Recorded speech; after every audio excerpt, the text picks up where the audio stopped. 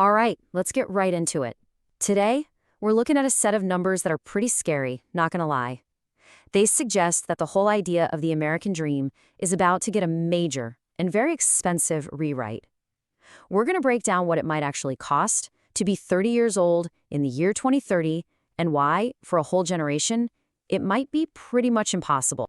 So let me just start with a question that should kind of stop you in your tracks. What if the basic, no-frills cost of turning 30 in just a few years is actually more than what your parents paid for their entire house? The numbers we're about to look at suggest this isn't some crazy exaggeration, it's the reality we are barreling towards. So what in the world is driving all this? Well, it all starts with a word that sounds kind of boring: inflation. You hear a number like 3% inflation on the news, and you probably just shrug it off. But we're about to see how that tiny little number, when it compounds year after year, slowly builds into an absolute financial tsunami.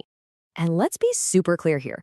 We are not talking about a fancy lifestyle. No yachts, no designer clothes. This is about the bare bones baseline cost of the essentials. A roof over your head, a way to get to work, and food on your table. And that price tag? It's quickly becoming completely unsustainable for the average person. Okay, let's dive into the hard data. And as we go through these numbers, I want you to notice how they just stack on top of each other, creating this relentless financial pressure. We're going to start with the biggest one for most people: housing. So by 2030, the projected average price for a single-family home in the United States is expected to be $382,000. I mean, that's already a huge number, right? But what you have to remember is that this is the national average. That number includes every small rural town in the entire country. But this is where the story goes from just being expensive to being, well, honestly, terrifying. In the places where most of the jobs are, the numbers just explode. In California, the projected average home price skyrockets past $1 million. In Hawaii, it's over $1.4 million. And remember, that's for an average home. But, the sticker price is only half the battle. The projected monthly cost to actually own that house, once you factor in your mortgage, your insurance, taxes, and just keeping the place from falling apart, is getting close to $4,000 a month. Think about that. For so many people right now, that is more than their entire take-home pay. Okay, so what about education? The classic path to earning more money? Well, by 2030, the annual tuition for a public college is projected to hit $44,000 a year. And that's for the affordable option. You're looking at a bill of nearly $250,000 just for a 4-year degree. And this squeeze is coming at you from every single direction. Healthcare costs are projected to jump 20%. Food, 26%.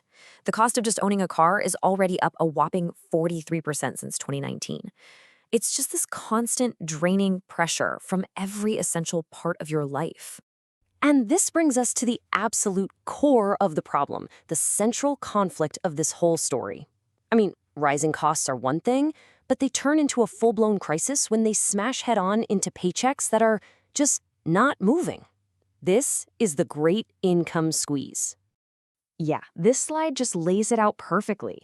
On one side, you have every major cost of living just going through the roof. And on the other side, stagnant wages. It's like you're trying to fill up a bathtub, but someone is behind you drilling bigger and bigger holes in the bottom. You can't win. And listen, this isn't just a feeling people have. It's backed by cold, hard data. A study from the Federal Reserve Bank of New York found something just brutal. For the median worker, your earnings growth basically just stops after you turn 35. It hits a wall and just flatlines. Actually, it's worse than just flatlining. When you factor in inflation, your real wages, which is just a fancy way of saying your actual purchasing power, have already dropped by 7.6% since 2006. So people are working just as hard, but their money is buying less and less every single year. You're not just standing still, you're actively moving backwards. So how are people supposed to cope with this? Well, the answer is right here.